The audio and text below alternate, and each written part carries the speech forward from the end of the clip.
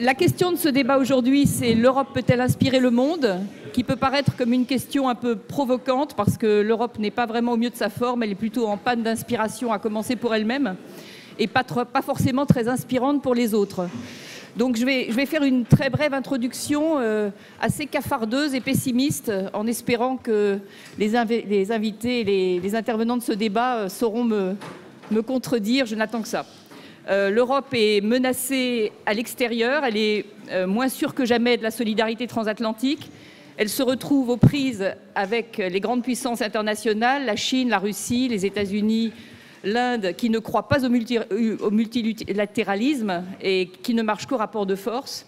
Et donc, au moment où l'Europe aurait le plus besoin d'exister, elle est gagnée par des passions populistes, nationalistes, anti-européennes. Elle est tiraillée par des lignes de fracture. Elle se déchire entre l'Est et l'Ouest sur les questions d'immigration. Elle se déchire entre le Nord et le Sud, entre les pays qui ont rétabli leurs finances publiques et ceux qui sont totalement dépendants à la dette. Et le Brexit qui vient par-dessus qui n'aura peut-être pas lieu, enfin, c'est mon sentiment, mais malgré tout c'est mal parti, et qui est la métaphore de cet éclatement potentiel. Donc, malgré ce pessimisme que je viens d'exposer, l'Europe est malgré tout reste un modèle de multilatéralisme. Elle a réalisé des normes dans plein de domaines. Et donc, je vais passer la parole aux intervenants en espérant qu'ils sauront le prouver. Je commence par Susanna Camusso, qui malheureusement... Non, après.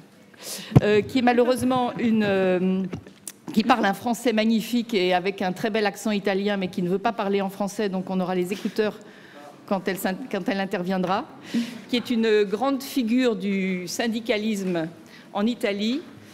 Elle est secrétaire générale de la CGIL, donc qui est la Confédération Générale du Travail, le plus représentatif des syndicats italiens. Et vous êtes, Susanna, aussi la première femme à diriger ce grand syndicat, et vous êtes très engagée pour promouvoir l'égalité entre les hommes et les femmes. Alors nous regrettons l'absence de Sigmar Gabriel, l'ancien vice-chancelier ministre des Affaires étrangères allemand, qui malheureusement est souffrant, et nous avons heureusement rencontré dans la rue un Allemand. Il y en a beaucoup au cercle des économistes. Et alors, par hasard, il se trouve que c'est monsieur Gerhard Krome, que j'ai oublié de présenter. Attendez, j'ai oublié votre titre.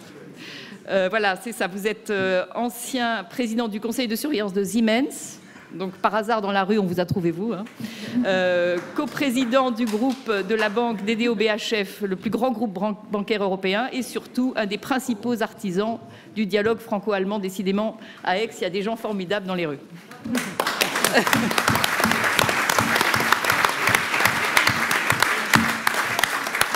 Alors, à votre droite, Pierre-André de Chalanda, président directeur général du groupe Saint-Gobain, leader mondial pour la transformation, la distribution de matériaux.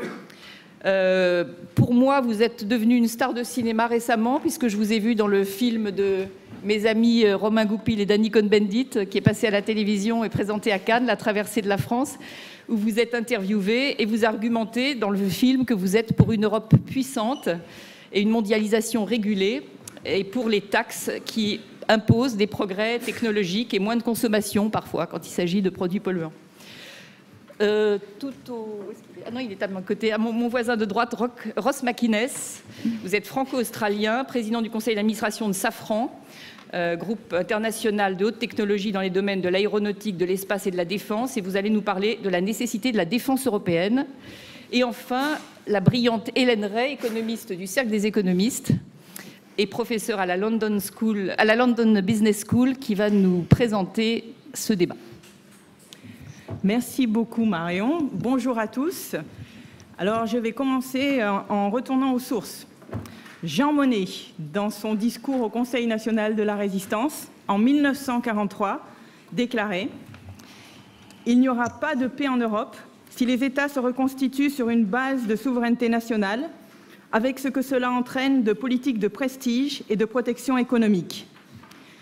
Les pays d'Europe sont trop étroits pour assurer à leur peuple la prospérité et les développements sociaux indispensables.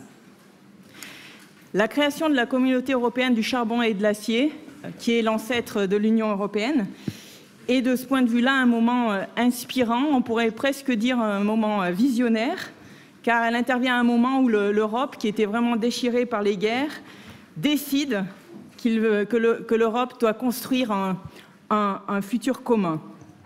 C'est un succès extraordinaire, en fait, cette construction européenne.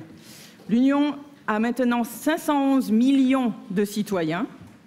C'est un espace démocratique qui s'est construit sur les valeurs du siècle des Lumières, de progrès, de liberté, de solidarité, d'égalité des droits. Mais c'est aussi la deuxième puissance économique mondiale, avec un PIB qui est à peu près un quart du PIB mondial.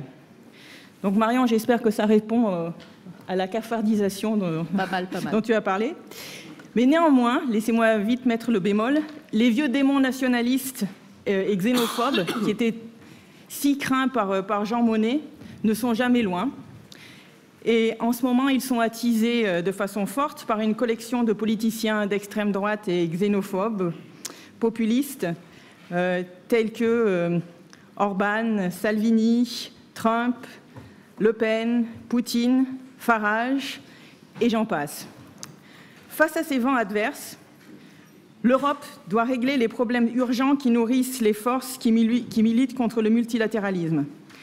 Elle doit construire une politique européenne du droit d'asile et mettre en place une politique éclairée pour les migrants économiques. Elle doit renforcer la zone euro pour lui permettre de résister aux chocs économiques qui ne manqueront pas de venir, mais elle doit aussi construire sa politique de défense face aux menaces américaines sur l'OTAN. Elle doit définir une stratégie pour ses relations avec la Chine, dont l'influence géographique s'étend maintenant sur nos rivages, Europe centrale, Europe du Sud. Mais surtout, pour inspirer, l'Europe doit porter les projets du futur.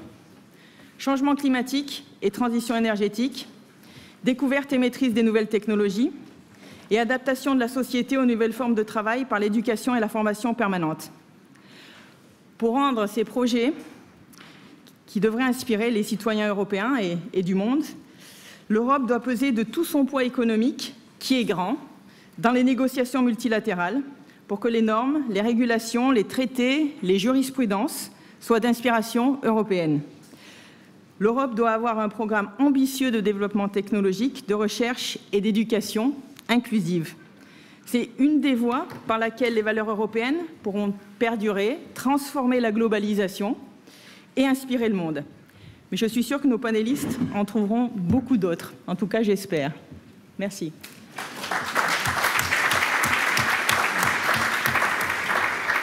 Merci Hélène. Donc je vais enchaîner assez vite avec vous, Susanna. On parle du... Je continue avec mon pessimisme. On parle beaucoup du modèle social européen, mais je me demande si ce n'est pas un mythe, parce que on ne serait-ce que dans la... On parlait tout à l'heure, toutes les deux, des salaires minimums dans chaque pays. Le salaire minimum en Roumanie est de 2,40 €. Je ne vois pas très bien en quoi il y a un modèle social européen et une uniformisation de ce point de vue. On se souvient, nous, quand même, qu'en 2005, le référendum sur le traité constitutionnel européen, on l'a perdu au nom d'une demande sociale. Les eurosceptiques fondent leurs arguments toujours sur une Europe, soi-disant, à tort ou à raison, néolibérale. Vous-même, vous avez combattu la réforme du travail de Matteo Renzi. Est-ce qu'à vos yeux, l'Europe est un modèle social? Est-ce qu'elle peut l'être? Quelles sont ses priorités? Et puisque vous êtes aussi très engagé sur la promotion des femmes et que l'égalité homme-femme est un des marqueurs des démocraties aujourd'hui, où en est-on en Europe?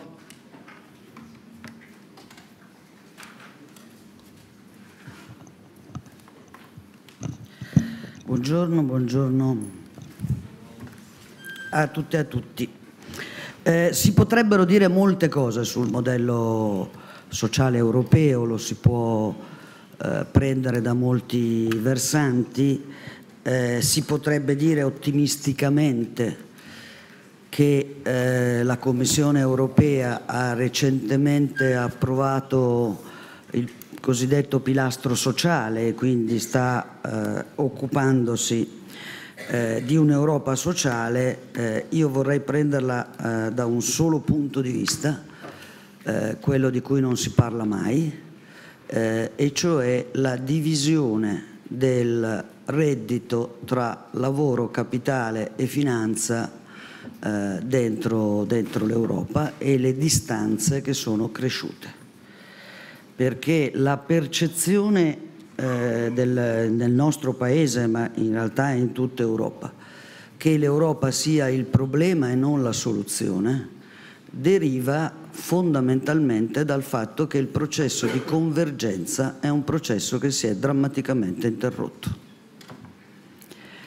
3 esempi.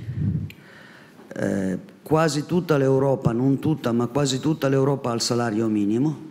Il salario minimo della Romania è sotto i 3 euro, quello della Bulgaria è sotto i 5 euro, quello belga, quello francese sono sopra i 10 euro, la Germania sta arrivando quasi ai 10 euro.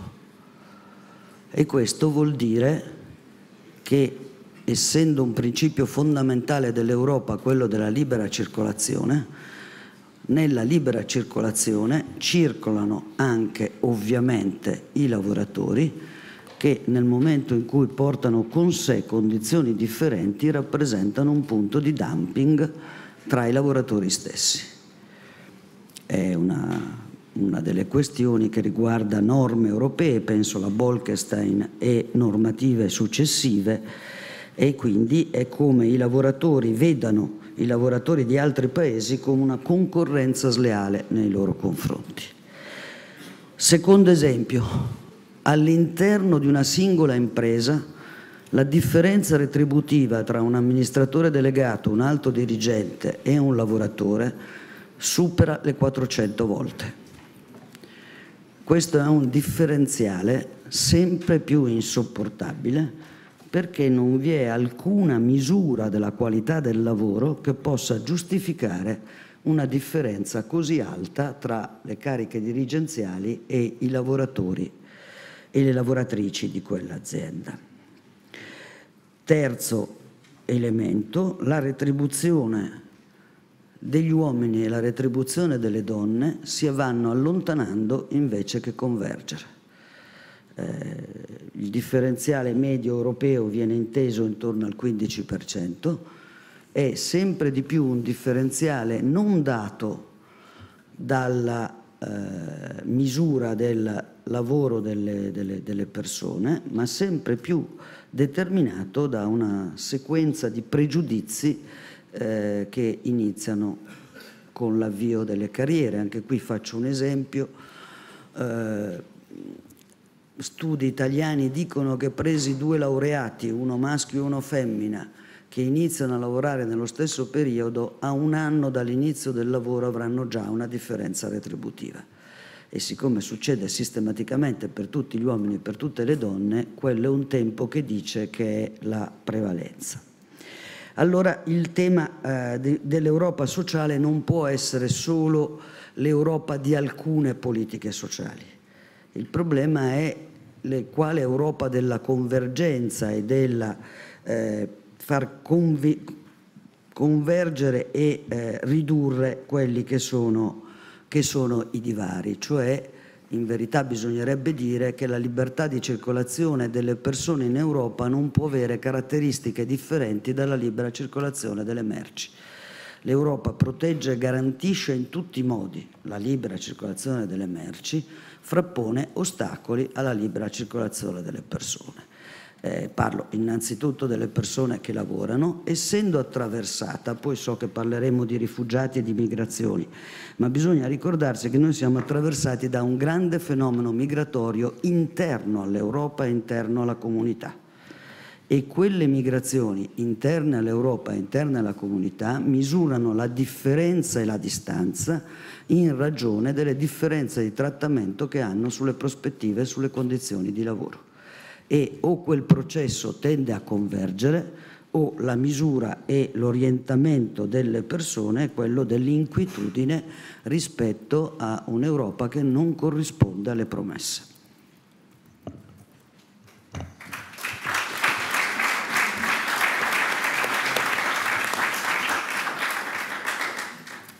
Alors, Monsieur Gerhard Krome, ça fait 12 ans qu'Angela Merkel est au pouvoir et qu'elle attend un président français de ses rêves, qui fait des réformes structurelles, qui apporte plus de flexibilité au marché du travail, plus de rigueur dans la gestion des comptes publics. Ce président, a priori, est arrivé, c'est celui qu'elle voulait en tout cas. Et puis, mais en revanche, la France n'a plus l'Allemagne qu'elle attendait. Elle semble être à la traîne. Elle ne répond pas aux attentes. Est-ce que l'Allemagne est devenue le maillon faible de l'Europe?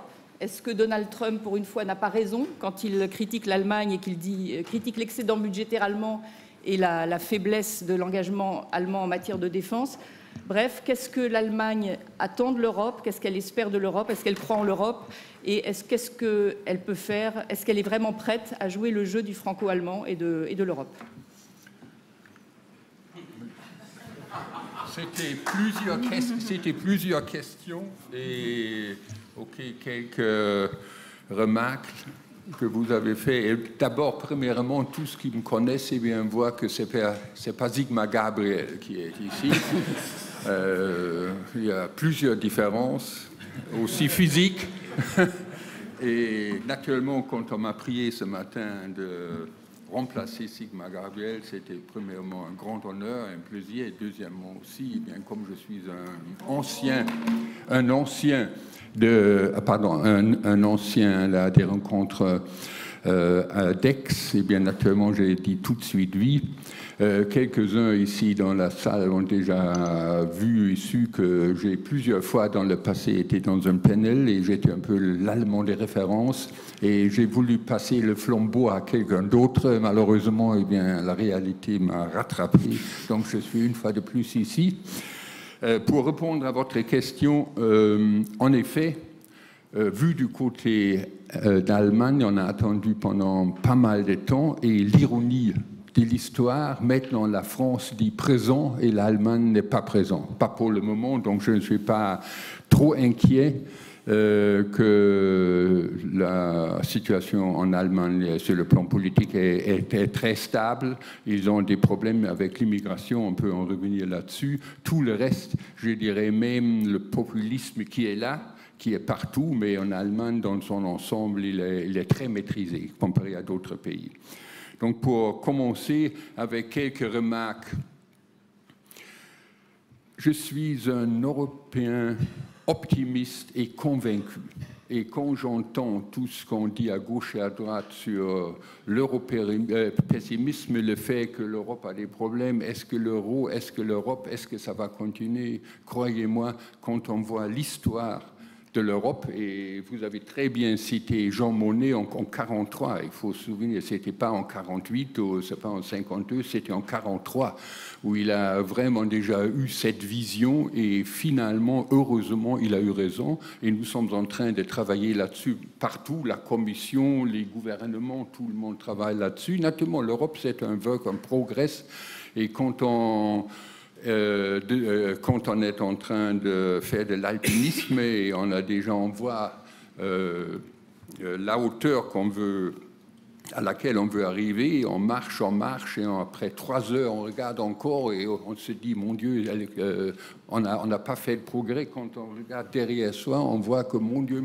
qu'est-ce qu'on a déjà fait? Et c'est exactement ce qui se passe en Europe. Et pour l'Europe, il faut savoir, il y a énormément de bonne volonté dans tous les pays, mais ça ne bouge que sous la crise. Et donc, il y a eu la crise de la chaise vide, il y a eu l'eurosclérose, qui, à la fin des années 70, avait cru que pendant les années 80, soudainement, eh bien, sous l'impulsion de Mitterrand, de Kohl, etc., soudainement, ça commençait à marcher.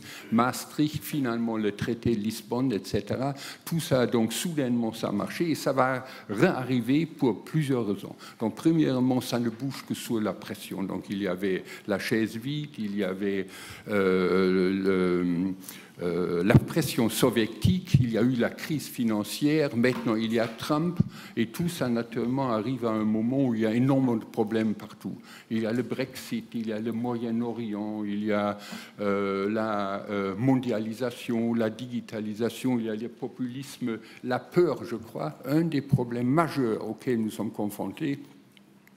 et Jean-Dominique Sénard il a très bien montré ce problème-là, c'est la peur de nos concitoyens qui, d'un côté, voient, quand ils se comparent, quand ils voient ce qui se passe dans d'autres pays, surtout dans les pays émergents, ils voient que notre niveau de vie est extrêmement élevé et ils voient que les autres veulent y arriver aussi, et on sent, on ne fait pas assez pour mériter le niveau de vie que nous avons. Et ça crée cette peur-là avec la numéralisation,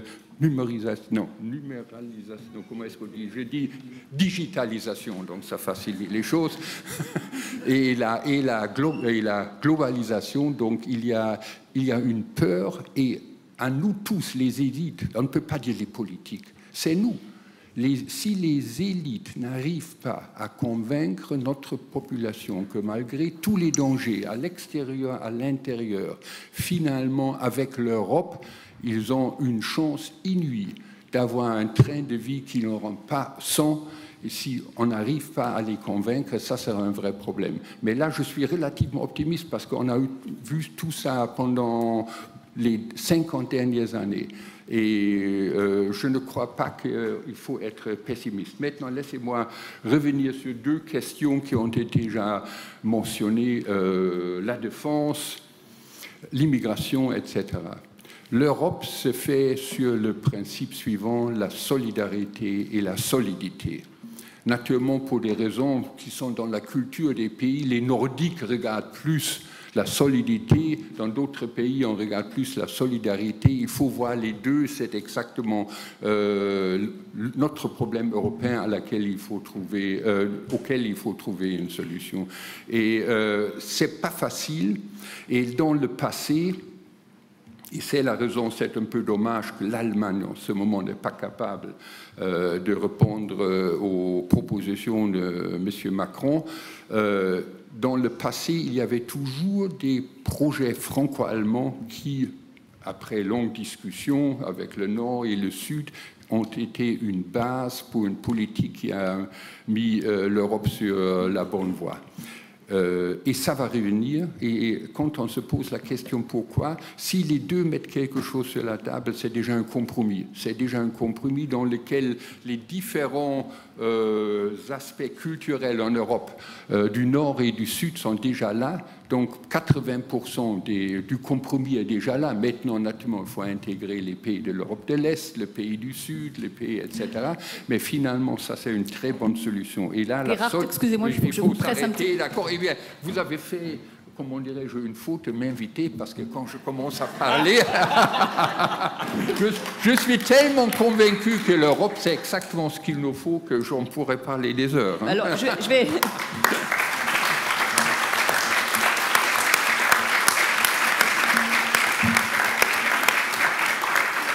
Je vais remettre un petit peu de poil à gratter. Vous disiez vous-même que l'Europe pouvait se réveiller quand elle était sous pression. Elle l'est. Elle l'est d'autant plus qu'on a des doutes sur la solidarité transatlantique. On a même des doutes sur l'existence de l'OTAN. Certains commencent à se poser la question. Donc c'est le moment. L'Europe, comme l'a rappelé bien Hélène au début, a réussi plein de choses admirables. Mais il y a des gros manques, notamment n'a pas de politique étrangère commune. Et elle balbutie en matière de défense au moment où justement elle devrait être prête plus que jamais à assurer sa défense. Donc je donne la parole à Ross McInnes qui, je crois, a des positions très fortes sur le sujet. Merci Mille. Alors, comment l'Europe va-t-elle inspirer le monde? Je serais tenté de répondre à une question voisine qui est l'Europe, en vous disant que l'Europe doit d'abord inspirer les Européens. Alors, la défense, de prime abord, ne fait pas rêver, mais à défaut de rêve, un renforcement des capacités européennes en la matière pourrait inspirer nos compatriotes qui sont parfois sceptiques sur le sujet. Alors, la défense ne fait pas rêver, mais au risque de froisser les pacifistes invétérés, l'état du monde ne fait pas rêver non plus. Nos concitoyens, d'ailleurs, ne s'y trompent pas. De sondage en sondage, ils redisent que leur première attente vis-à-vis de l'Europe est la sécurité. Face au terrorisme, face aux États-puissances à l'Est proche et plus lointain, qui font planer de sérieuses menaces sur notre souveraineté, face à une crise migratoire évoquée, et également face aux États-Unis qui ont perdu le Nord et qui, à l'OTAN, exigent que l'Europe assume mieux sa propre défense. Ce dernier point étant probablement une recommandation valable si l'on oublie la tonalité de l'injonction et également le footnote qui l'accompagne, qui consiste à dire « vous dépensez plus, but buy American ». Ça revient à être cocu et payer la chambre, si je puis me permettre.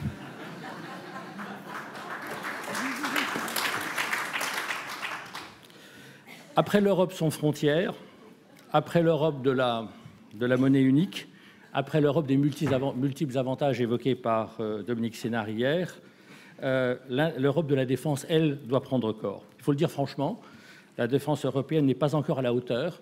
Son arsenal doit être modernisé et simplifié. Par exemple, nous avons des dizaines de versions d'un même armement sur le continent. J'y reviendrai. Nous, Européens, nous consacrons 1,34% de notre PIB à la défense. L'Allemagne est à peu près à ce niveau. La France tend vers 2%. Les États-Unis, c'est 3%. Chacun de nos soldats a 27 000 € d'équipement à sa disposition à travers le budget. Aux États-Unis, c'est 110 000 €. Nous avons 20 types d'avions de combat. Il y en a 6 aux États-Unis, 29 contre-torpilleurs et frégates en Europe, 4 aux États-Unis. Et puis, il y a la tentation, je l'ai évoqué tout à l'heure, en termes un peu crus, de l'achat américain. Il y a donc urgence à placer à notre horizon une Europe qui protège, comme dit le président de la République, une Europe qui se protège. Et la donne a profondément changé. Sous la pression du contexte que j'ai évoqué, les puissances européennes, la France et l'Allemagne en tête, savent qu'il y a urgence à progresser vers des forces armées européennes plus intégrées. Pour que l'initiative de l'Europe de la défense réussisse et inspire nos concitoyens, la France, plus à l'aise que l'Allemagne avec la chose militaire, la France doit jouer à plein son rôle d'entraînement. L'Allemagne ne doit pas pour autant se dédouaner de ses responsabilités et trouver un moyen de dépasser, sans l'oublier, une histoire militaire qui l'empêche parfois d'aller de l'avant. Plus largement, au-delà de la France et de l'Allemagne, les deux piliers, nous ne pouvons que nous féliciter de voir se dessiner d'ambitieux projets industriels avec l'Allemagne, avec l'Italie, mais rappelons à nos partenaires que l'on ne peut pas voyager en première avec un billet de seconde. Ça veut donc dire qu'il faut payer sa part en termes de recherche et de développement, en termes de budget de fonctionnement et accepter l'exportation de matériel conçu en commun, un vrai sujet dans notre partenariat avec nos amis allemands. Il faut également garder la Grande-Bretagne dans le jeu, en dépit du Brexit, parce que serait notre défense sans l'autre grande armée européenne et celle qui dépense probablement le plus intelligemment et le mieux largement. Enfin, il va falloir trouver le moyen de faire converger nos problématiques stratégiques avec celles de nos amis d'Europe de l'Est, qui ont encore les yeux tournés encore plus vers l'Est, avec une pointe d'angoisse que l'histoire et le présent rendent légitime. Et ça passe par le fait de les rassurer sur la place que conservera longtemps encore l'OTAN dans la défense européenne. Mais le trait le plus marquant de cette nouvelle donne, c'est que ce ne sont plus les États seuls qui donneront l'impulsion, c'est le rôle prépondérant des industriels de la défense qui sont appelés à jouer dans ce projet. Et la Commission européenne l'a appris, puisque la première fois dans cette histoire, elle applique l'adage latin « si vis pacem parabellum », si tu veux la paix, prépare la guerre, et elle soutient désormais significativement un budget de recherche dans le domaine militaire. Le Fonds européen de défense verra le jour en 2021 et il sera doté de 13 milliards d'euros sur 7 ans. Les sujets de recherche ne manquent pas, comme l'avion de combat du futur franco-allemand, les drones, la cyberdéfense et d'autres projets impliquant notamment l'Italie dans le domaine naval. L'accès à ce fonds européen sera conditionné à la participation d'au moins 3 industriels de 3 pays différents, donc il faudra s'entendre. On sait que ce n'est pas toujours facile, mais par ce moyen, la Commission veut contribuer à la diminution que j'ai évoquée tout à l'heure du nombre de versions d'un même armement en Europe. Chaque pays veut son petit char à lui, son petit avion à lui. Les généraux aiment ça. Ça fait bien dans les défilés militaires, comme disaient les Anglais, « boys with toys », mais ce sont des armées Potemkin et qui s'avèrent peu efficaces dans la vraie vie. Et comme dirait le président de la République sur un autre sujet, ça coûte un pognon de dingue. Stimuler la recherche dans le domaine de la défense aura aussi pour effet secondaire de stimuler la recherche tout court. Rappelons-nous l'Internet, les smartphones, l'aéronautique civile.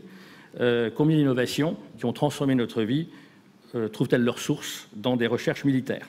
Les Américains ne s'y trompent pas, y compris en subventionnant indirectement leurs produits. Donc ce choix de la Commission aide doublement la souveraineté du continent, en renforçant sa sécurité, en contribuant à ce que les technologies en général critiques, notamment critiques, demeurent l'état de l'art. Et ça complètera avantageusement ce qui est déjà fait en matière spéciale.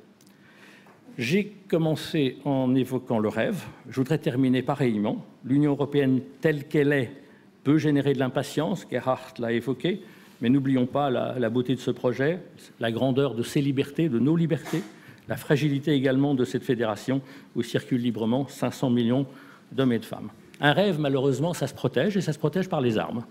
Pour répondre à cette nécessité, il faut que les États portent leur budget de défense à la hauteur des enjeux.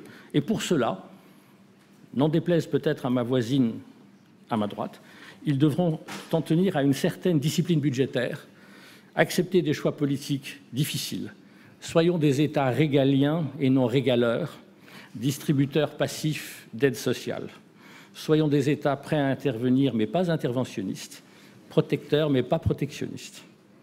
Et je ne parle pas d'une rigueur de Spartiate, mais entre Sparte, qui n'a rien laissé parce que toutes ses constructions étaient en bois et que tous ses investissements étaient tournés vers la guerre, entre Sparte et Capoue, terre de délices, j'ai presque dit ex d'ailleurs, terre de délices, emportée par des ennemis qu'elle n'avait pas voulu voir venir, entre Sparte et Capoue, il y a un juste milieu, et cela pourrait s'appeler l'Europe. Merci.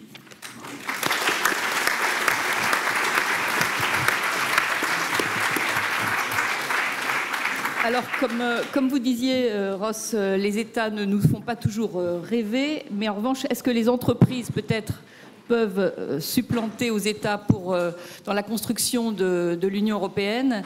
Quels sont le rôle des grandes entreprises dans ce contexte européen un peu malade et douloureux? Pierre-André de Chalandard, vous pouvez nous répondre peut-être? Oui, moi je voudrais d'abord dire que je suis comme Gerhard, un optimiste et un Européen convaincu.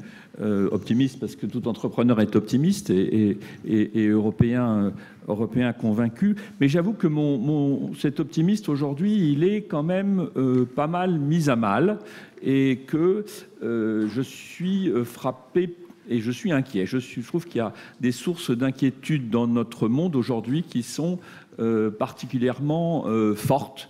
Et je trouve que le contraste, par exemple, entre la situation qu'on avait il y a exactement un an ici, dans ces rencontres, et la situation actuelle, et le contraste est frappant. Alors, je ne suis pas du tout inquiet pour les grandes entreprises. Je ne suis pas du tout inquiet, par exemple, pour Saint-Gobain, hein, qui, d'abord, en a vu d'autres, et puis qui tirera bien de son épingle du jeu. Saint-Gobain qui est très bien positionné pour saisir les tendances croissantes de demain, du monde de demain, la transition énergétique, l'urbanisation. Qui se réinvente comme beaucoup d'entreprises en permanence avec un flux continu d'innovation. Non, je suis plus inquiet en tant que citoyen européen. Et en fait, j'ai deux grandes sources d'inquiétude qui sont convergentes. La première, c'est que les fondements de l'ordre international dans lequel on a été depuis 1945 sont aujourd'hui attaqués, qu'il s'agisse des organisations internationales dans le domaine économique, dans le domaine politique, dans le domaine militaire, c'est clair aussi. Toutes ces organisations, elles sont sapées. Et ce qui me frappe, c'est que ceux qui l'attaquent, ceux qui le contestent, eh bien, rencontrent un certain succès, voire... vous y avez fait allusion, voire fascine. Donc ça, c'est un sujet qui est grave, et c'est grave pour l'Europe parce que l'Europe, elle a été, sinon toujours à la source, du moins elle a été le soutien constant de ces organisations qui jouent qui ont joué un rôle fondamental au cours des dernières années. Donc l'Europe est attaquée, et c'est l'Europe en fait, à travers ces organisations internationales, qui est attaquée. Donc l'Europe est attaquée de l'extérieur, et elle est attaquée, elle est minée aussi de l'intérieur. On l'a dit, mais je suis frappé de la montée des populistes. L'année dernière, il y a un an, on était tous à se réjouir en se disant l'élection d'Emmanuel Macron, c'est un coup d'arrêt, un frein au populisme. Où en est-on un an après? On était tous à dire, dès que les élections allemandes sont passées, on va pouvoir avoir une fenêtre formidable pour avancer. On n'a pas beaucoup avancé. Bon, ceci étant, je reste un éternel optimiste. Et donc la question, il n'est pas question de baisser les bras, c'est que faire? Et la question que vous m'avez posée, c'est qu'est-ce que les grandes entreprises peuvent proposer quel rôle elles peuvent avoir pour essayer de refaire partir, d'éviter que ça déraille. Il ne faut pas non plus penser que les grandes entreprises ont la solution à tout, mais je pense que j'ai 3 idées de choses qu'elles pourraient faire. La première, c'est rappeler sans cesse à quel point l'Europe nous a apporté, que l'Europe compte pour les entreprises. Christine Lagarde l'a dit hier. Moi, je suis très frappé, on va le voir de façon massive à travers le Brexit, à quel point le coût de la non-Europe est important. Et de ce point de vue-là, les entreprises, les élites en général, le disait Gerhard, mais les grandes entreprises doivent faire un peu leur examen de conscience, et je pense qu'on n'a pas, ou on n'a pas réussi suffisamment à vanter auprès de l'opinion publique l'intérêt de l'Europe. Et donc il faut qu'on fasse plus et mieux pour dire à quel point l'Europe est bénéfique aux citoyens et aux entreprises européennes. La deuxième chose, c'est, et là je vais aller vite parce que c'est tout ce qu'a expliqué Jean-Dominique Sénard hier, c'est que je crois que les grandes entreprises doivent pratiquer et promouvoir un capitalisme que j'appellerais à visage humain ou plus inclusif, ce que Jean-Dominique appelait un capitalisme responsable. C'est dans notre histoire, c'est dans notre ADN. Et quelque part, au cours des dernières années, il a été un peu déformé. Et donc, il faut que les grandes entreprises pratiquent et promeuvent au niveau européen ce capitalisme responsable que j'oppose un peu au capitalisme à la fois purement financier, souvent anglo-saxon, et au capitalisme d'État ou autoritaire que l'on voit ailleurs. Et là, c'est vraiment un sujet sur lequel, je crois, l'Europe peut inspirer le monde. Et enfin, troisième chose sur laquelle les entreprises peuvent contribuer, c'est dire de dont elles ont besoin. Ce n'est pas aux entreprises de définir un projet politique, mais les entreprises doivent dire plus elles ont besoin. Elles ont besoin d'institutions politiques déterminées et constantes. Elles ont besoin d'une défense affirmée et sans complaisance du marché européen. Et là, il y a beaucoup de choses à faire. Je pourrais y revenir après. Et une convergence accrue entre les grandes économies, notamment de la zone euro. On en a parlé pendant ces rencontres, mais je crois que pour les entreprises aussi, la convergence sur le plan fiscal, budgétaire et social, comme l'a expliqué Madame de l'Italie tout à l'heure, cette convergence, elle est absolument nécessaire aux entreprises. Et de ce point de vue-là, ce qui me frappe, c'est qu'il faut que les États arrêtent de reprocher constamment à l'Europe de ne pas faire ce qu'ils ne lui donnent pas les moyens de faire. Et face aux attaques extérieures, l'Europe doit être forte, elle doit proposer au monde un nouveau modèle de multilatéralisme, parce que si ces organisations internationales elles sont attaquées, il y a quelquefois des raisons logiques. Les défis ne sont plus les défis de 1945. Et l'Europe doit être à la source de la revitalisation de ces organisations face à des nouveaux défis, le climat, et je pense que l'Europe est bien placée pour le faire, a commencé à le faire, les défis démographiques, les défis du numérique, ça pose notamment sur la vie privée. Donc je crois que les entreprises doivent pousser l'Europe dans cette direction. Alors, dernière question, que faire et comment faire? Là, je rejoins Gerhard, j'ai été presque, j'allais dire, élevé par Gerhard indirectement. Il a été administrateur, il a d'abord commencé sa carrière chez Saint-Gobain, puis après il a été administrateur de Saint-Gobain. Et puis c'est lui qui, avec mon prédécesseur chez Saint-Gobain, a été probablement le plus grand artisan du dialogue franco-allemand au cours des 30 dernières années. Et je crois qu'au niveau politique, c'est pareil. Comment faire? Je pense que dans cette Europe qui est un peu à la peine, il n'y aura pas d'autre manière d'avancer que le moteur franco-allemand. Alors, Gerhard nous dit donnez-nous un peu de temps. C'est vrai qu'on est un petit peu frustré du côté français. Enfin, on fait des choses, enfin, on se réforme, et on voudrait que les Allemands nous répondent oui tout de suite. Mais je crois que ce moteur franco-allemand, avec des projets concrets, et Ross en a indiqué quelques-uns, est la clé pour que l'Europe se réinvente et qu'elle continue d'inspirer le monde pour le meilleur. Juste, merci.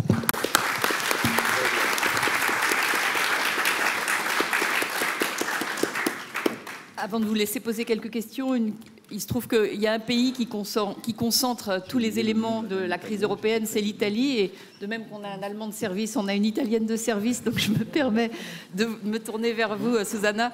La coalition très baroque que vous avez au pouvoir montre que le populisme a deux moteurs, les inégalités dans la mondialisation, vous en avez parlé, mais aussi donc la peur de l'immigration. Et est-ce que vous avez le sentiment que l'Europe, qui est soi-disant une machine à unir, n'a pas été une machine à désunir dans ce cas précis de l'immigration et qu'elle a laissé tomber l'Italie?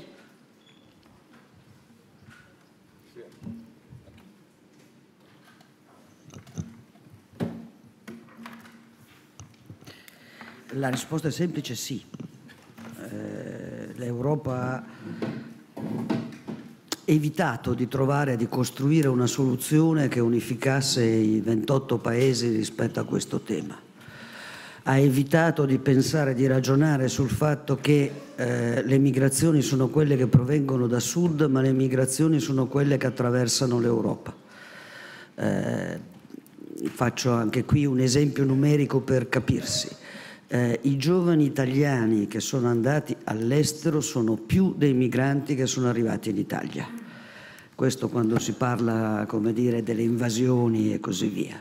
Ma la stessa cosa potrebbero raccontarci i rumeni, i bulgari, i cechi, i croati e così via. Allora, noi abbiamo un fenomeno di migrazione di giovani dai paesi verso i paesi, virgolette, più ricchi dell'Europa, un arrivo nella parte sud dell'Europa di migrazioni che sono in parte migrazioni richiedenti asilo, in parte migrazioni economiche, e mentre l'Europa ha assorbito in grande parte la circolazione interna, rifiuta di assorbire i processi migratori che vengono dal sud.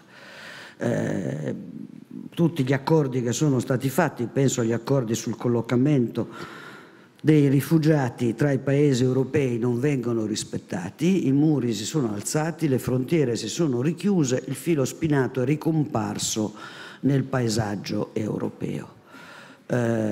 L'ultimo Consiglio d'Europa è stato un disastro, perché ha sancito l'assenza di una politica europea, visto che l'unica modalità definita è quella della volontarietà dei paesi, sapendo benissimo che la volontarietà dei paesi è già come scritta nelle cose precedenti. La domanda è che cosa si deve fare però, perché non si può mai accettare l'impossibilità di costruire delle soluzioni europee. E allora credo che bisogna domandarsi perché i populismi in Europa crescono così tanto sulla paura dei migranti e perché i migranti sono l'argomento che viene utilizzato in Italia ma anche nel resto di Europa per costruire le barriere e per favorire governi molto di destra, perché dal mio all'Ungheria mi pare che sul fatto che siano governi molto di destra non ci sia dubbi. Lavorano sull'insicurezza, ma l'insicurezza è innanzitutto quella degli europei, non di chi arriva. È l'insicurezza di chi è precario, è l'insicurezza di chi non ha prospettiva di lavoro, è l'insicurezza di chi ha visto il suo reddito ridursi, è l'insicurezza di chi pensa che i giovani debbano continuare a migrare ed andarsene, ed è rispetto a queste insicurezze che bisogna agire, perché raccontare la solidarietà, che è essenziale, perché se no non siamo neanche più umani, ma raccontare la solidarietà senza dare risposte alle insicurezze delle persone non funziona, ed è la ragione per cui, si può dirlo ogni minuto, ma le riforme strutturali sono state un errore, perché sono la ragione della precarizzazione e dell'insicurezza della parte del mondo europeo, che ha perso in termini di retribuzioni, in termini di certezze e in termini di prospettive. E allora è la ricetta economica dell'Europa che non funziona e che ha determinato la crescita di ineguaglianze tra i paesi europei, e questo oggi si sfoga nelle rabbie, perché l'Italia oggi è un paese pieno di rancore, nel rancore verso chi è più debole di tutti e senza voce, perché i migranti sono i più deboli di tutti e senza voce, e su di loro si sfoga ciò che in realtà è quanto è stato determinato da una crescita molto importante della diseguaglianza nelle condizioni economiche e sociali delle persone che vivono nei nostri paesi. E allora continuare a dire che il tema è la disciplina di bilancio, che il tema sono le riforme strutturali, che il tema è che bisogna avere prima i conti in ordine, famosa frase che veniva detta regolarmente dalla Germania, e poi vengono le politiche sociali, è arrivata al punto di difficoltà dell'Europa. E siccome non ci possiamo permettere di perdere l'Europa, chiunque pensi che si può perdere l'Europa pensa di volere un nuovo conflitto mondiale, così la chiamiamo senza ambiguità. Siccome non ci possiamo permettere di perdere l'Europa, il problema è se alla sicurezza di quelle persone, alle loro incertezze, noi cominciamo a dare una risposta. E quella risposta si chiama poter pensare di far parte della distribuzione della ricchezza e non di essere marginali e sempre più diseguali. Je vous remercie. On a compris que votre réponse et votre proposition n'étaient ni très macronienne ni très merkelienne.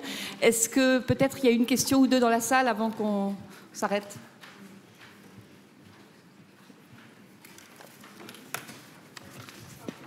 Oui.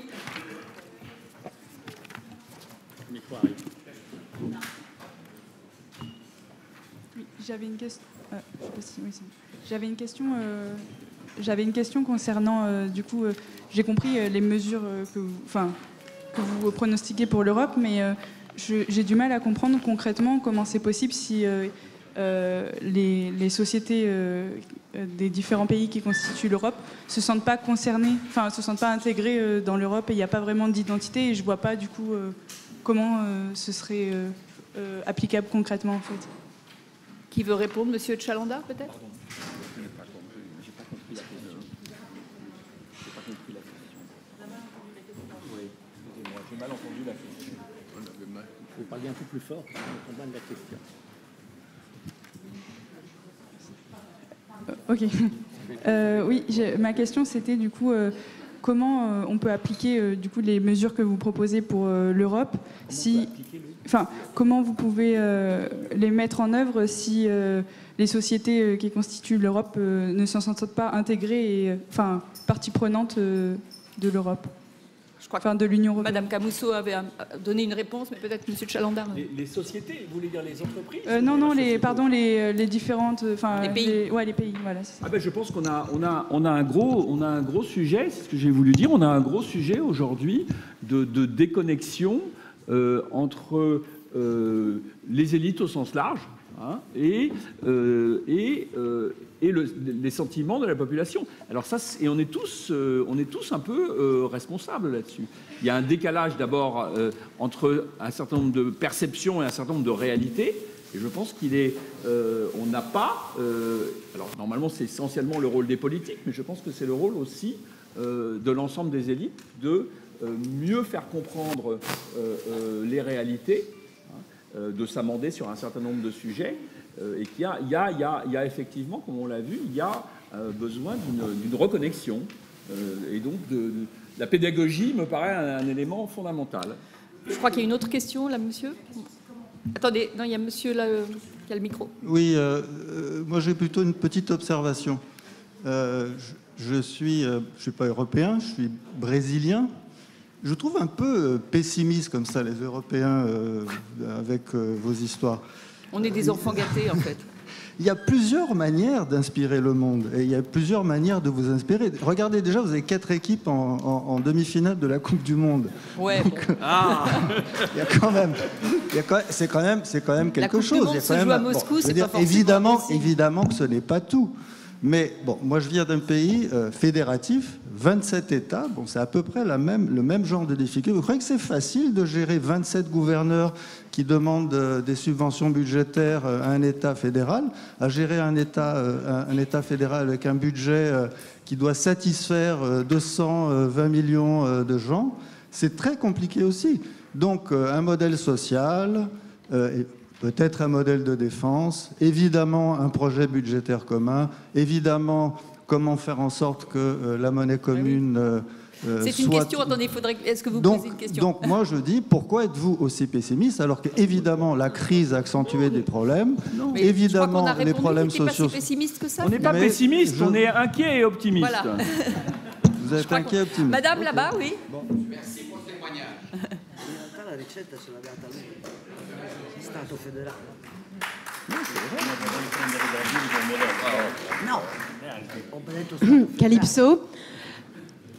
En vous écoutant, je me disais, on entend beaucoup l'Europe, mais va-t-elle inspirer le monde? On a peu entendu sur ce monde et je pensais que notre intervenant du Brésil en dirait peut-être un peu plus.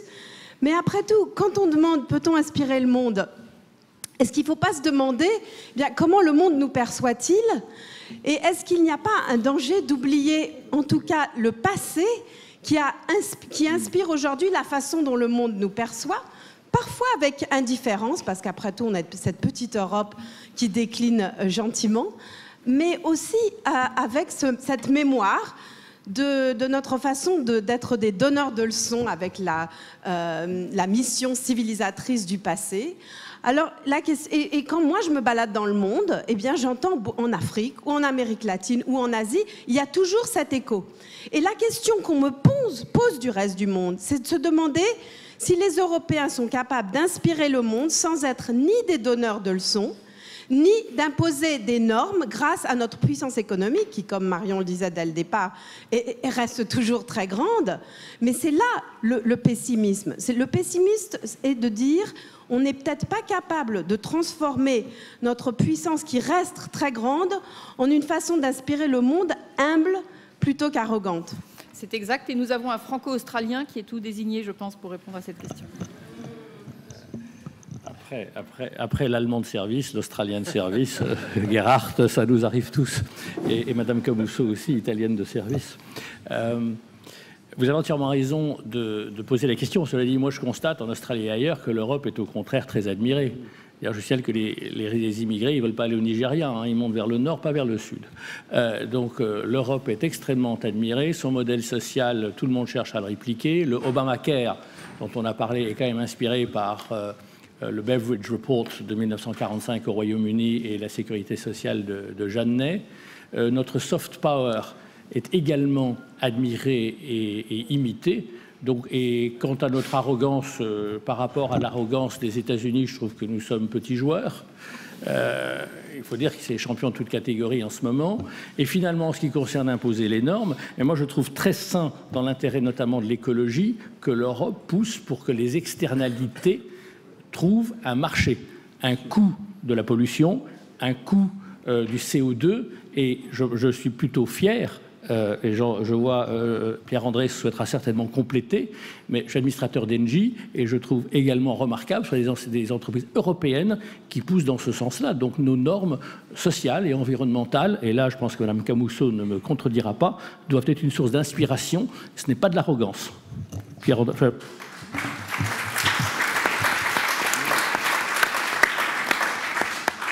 Y a-t-il une autre question? Oui, monsieur? Oui, merci. Juste la session d'avant, il y avait quelque chose d'assez intéressant sur le choc des nationalismes. On expliquait notamment qu'en Europe, c'était dû au fait qu'on avait une sous-croissance. On était à 1% de croissance sur les 10 dernières années, alors qu'avant on était à 3%. Et donc, est-ce que l'Europe, en termes d'inspiration, elle n'a pas besoin aussi d'avoir un nouvel Eldorado, un nouveau Far West Un modèle comment, pardon? Un nouveau Far West, un Eldorado, un rêve. Ah, un Eldorado. Et alors, on pourrait aller en Asie, mais je pense que la Chine est déjà en train de faire le travail de régionalisation et ils ont la route de la soie même pour venir vers nous. Les États-Unis, mais tout le monde dit qu'ils se ressentent sur eux, mais je pense qu'ils ont quand même réussi le fait, avec leur GAFA, d'être plutôt expansionnistes au niveau digital et numérisation. Donc, est-ce que, côté européen, et qui pour résoudre aussi le problème des migrants, parce que les migrants, ils viennent peut-être chez nous, mais je pense qu'ils n'ont qu'une envie, c'est de repartir chez eux. Oui, si. Je pense que ceux qui vivent actuellement dans des tentes sous le périphérique ou qui sont obligés de forcer des autolibes pour passer la nuit, et bientôt ils n'auront plus les autolibes, je pense qu'ils préféraient être à Dakar ou dans leur pays pour en profiter un peu mieux. Et donc mon point, c'est est-ce que le nouvel Eldorado, on en parle rarement, c'est pas l'Afrique pour l'Europe. Ça veut dire qu'actuellement en Afrique, il y a d'énormes besoins d'infrastructures. Il y a 1,4 milliard de personnes qui n'ont pas d'électricité, sachant que les autres, ils sont déphasés tout le temps. Ils n'ont pas l'électricité continue 24 heures sur 24. Il y a 2 milliards de personnes qui n'ont pas accès à l'assainissement. C'est-à-dire qu'à la pause, si vous voulez, en Afrique, aller aux toilettes, il faut aller dans le jardin. Donc voilà, donc je pense qu'il y a énormément de choses à faire. Et est-ce que là, il n'y a pas une responsabilité des Européens et des entreprises européennes qui regardent avant tout les zones de croissance US, Asie, pour peut-être prendre un peu plus de risques politiques, d'aller en Afrique et créer un peu des couloirs pour investir et parce qu'il y a du potentiel, il y a de la croissance et une jeunesse qui attend que ça pour rester. Vous avez raison, et je pense que ça fait partie des réflexions que mènent Emmanuel Macron et Angela Merkel. Gerhard Krömer, vous pouvez... Oui, vous avez tout à fait raison. Ce sont des problèmes qui se posent à nous, mais ils sont là, il faut les résoudre. Donc nous avons discuté un peu aujourd'hui de tout cela. Et je crois que l'Europe, pour le moment, est trop concentrée sur ses propres problèmes. Et ça explique un peu pourquoi, à l'extérieur de l'Europe, naturellement, nous ne parlons pas d'une seule voix et pas avec la force. Et là, je suis tout à fait d'accord avec ce qui a été dit, que nous sommes sur le plan software culturel, écologique, la culture, etc., etc. Nous sommes vraiment très, très forts. Malheureusement, nous n'avons pas encore la capacité de mettre toute la force que nous avons en œuvre pour que, à l'extérieur de l'Europe, ça s'est vu et ça s'est vraiment apprécié. Donc, les questions que vous avez soulevées, tout à fait d'accord, il faut les résoudre. Mais c'était toujours comme ça. Les problèmes d'aujourd'hui, ce sont les problèmes qui n'étaient pas là hier ou vice-versa. Bon, vous aurez le dernier mot, je crois, Gerhard Krömer. Je vous remercie beaucoup pour vos interventions. Merci.